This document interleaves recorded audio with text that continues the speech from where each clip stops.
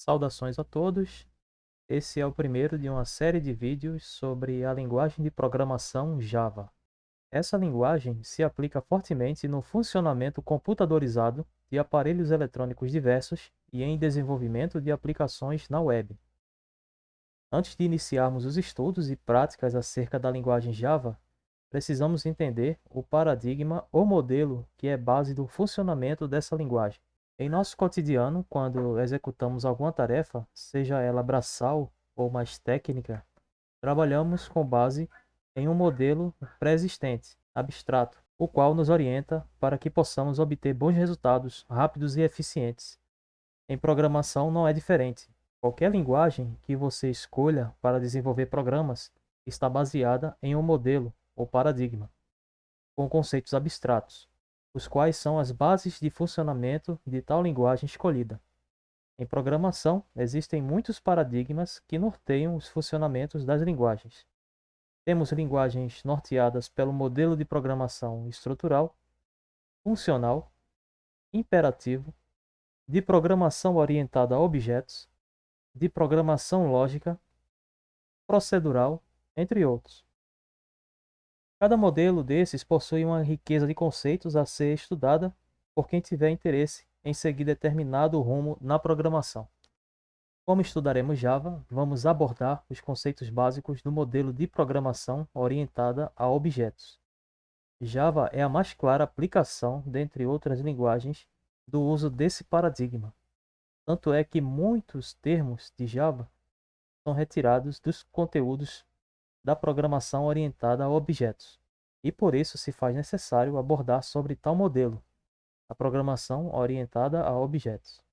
O intuito básico da programação orientada a objetos é aproximar, por analogia, as estruturas de um programa a coisas do mundo real. Por isso usamos o nome objeto, um termo genérico que pode representar qualquer coisa física ou lógica. Tal paradigma se baseia principalmente em dois conceitos-chave: classe e objeto. Primeiro vamos entender o básico de um objeto em programação. Objeto é um elemento do código que possui atributos e ação. Entenda atributos como características e ações como funcionalidades ou funções. Alguns objetos podem possuir atributos e ações semelhantes, de tal forma que eles possam ser colocados em grupos. Podemos chamar esses grupos de classes. Logo, classe é um conjunto de objetos com atributos e ações comuns ou semelhantes. Vamos tentar trazer as ideias de classe e objeto para o mundo real, apresentando a seguinte situação. Eu visito uma concessionária de caminhões na intenção de comprar um veículo para trabalhar com entrega de água e gás. Antes de comprar o caminhão, eu preciso analisar as características e funcionalidades dele, ou seja, atributos e ações, as quais atendam minhas necessidades profissionais e produtivas. Dentre as características do caminhão estão a marca, a cor, o motor, o comprimento, os pneus, o tipo de capacidade de comprimento de carga do caminhão e a capacidade e rendimento do combustível consumido por ele. Quanto às funcionalidades, elas estão diretamente atreladas às minhas demandas de trabalho, tais como transporte de água e gás, movimentação em vias urbanas e rodar com velocidade média de pelo menos 55 km por hora. As características observadas do caminhão podem ser consideradas os seus atributos, e as funcionalidades, as suas ações, funções ou métodos. Então, mesmo escolhendo e comprando um caminhão, por causa de atributos e ações específicas dele, esse objeto pertence a um conjunto ou classe chamada caminhão, devido a atributos e ações comuns pertencentes à variedade de caminhões da foto. Em textos e livros sobre o assunto, veremos diferenças de termos e muitos se referindo ao mesmo elemento. Então vamos observar alguns desses termos. O termo objeto ele pode ser visto também como instância. O termo classe pode ser visto como conjunto. Temos o termo atributo, que pode ser visto como característica ou essência em outras literaturas. E também temos o termo método, que pode também ser visto como função, ação ou comportamento. Após o estabelecimento dos conceitos principais sobre classe e objeto, foram construídos sobre esses dois conceitos outros muito importantes, que estão ligados às definições de classes e objetos. Eles são uma consequência da criação da programação orientada a objetos, pois eles trazem soluções para alguns problemas encontrados em paradigmas anteriores. Vamos falar sobre cada um dos seguintes conceitos, que são o encapsulamento, a herança, as interfaces e os polimorfismos.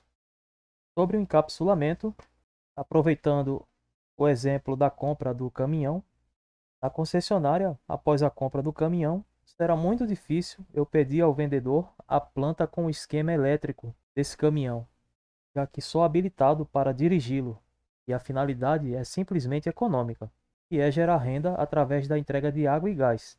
Alguma das funções de um caminhão é acelerar.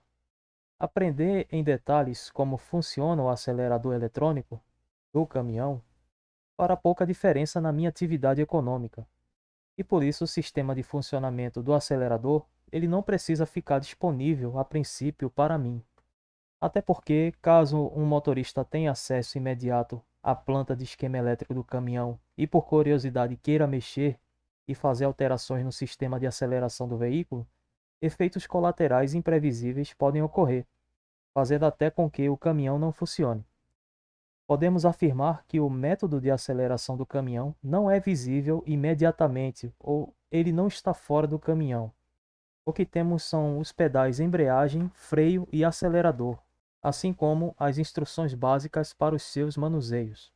Trazendo essas informações para a programação orientada a objetos, informações sobre atributos ou ações de um objeto que não são visíveis fora do próprio objeto ou imediatamente acessíveis, são chamadas de informações privadas, ou atributo privado, ou ação privada. Quando essas informações são imediatamente acessíveis, chamamos o atributo ou a ação de públicos. E esses dois termos, privado e público, serão muito trabalhados no desenvolvimento dos códigos em Java. Então dizemos que a aceleração do caminhão está encapsulada, protegida, privada, pois sabemos manusear o pedal de aceleração, mas não sabemos como funciona o sistema de aceleração, uma vez que não se faz necessário a princípio.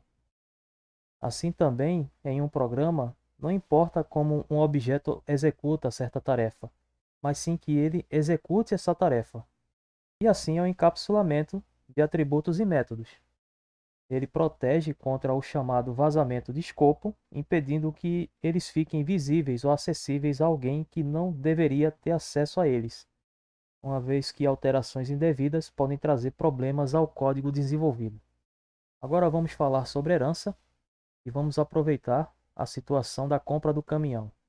Eu sei que o caminhão que eu comprei, ele possui atributos e possibilidades de ações que eu procurava.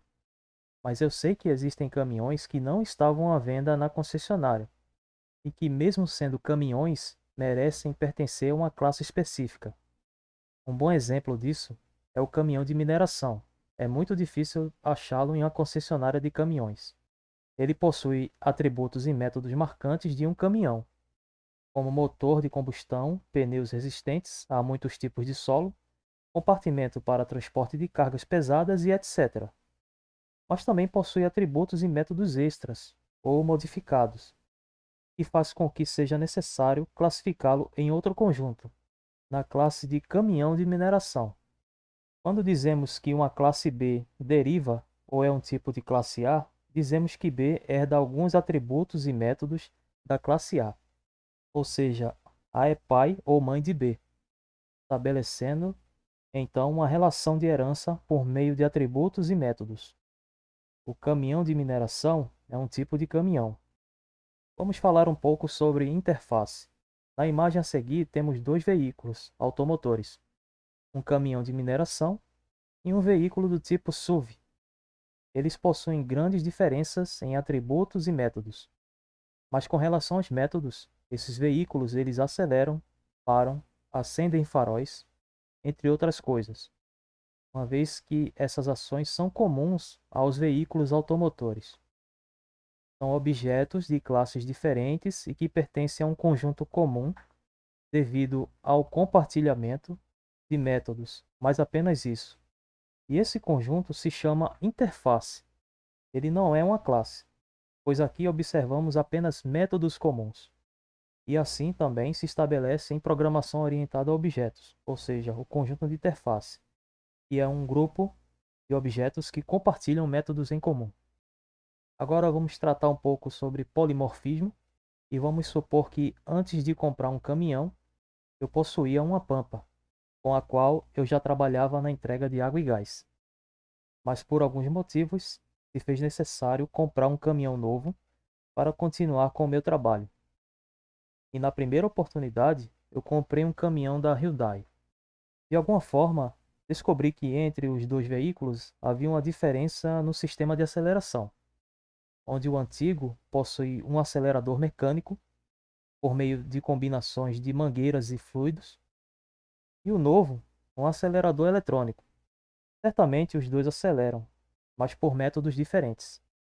Assim é o polimorfismo, um método que pode ser implementado de formas diferentes. Aqui temos dois objetos, veículos, que aceleram, que são os métodos, mas de maneiras diferentes. E eu espero que vocês tenham gostado desse vídeo e até a próxima.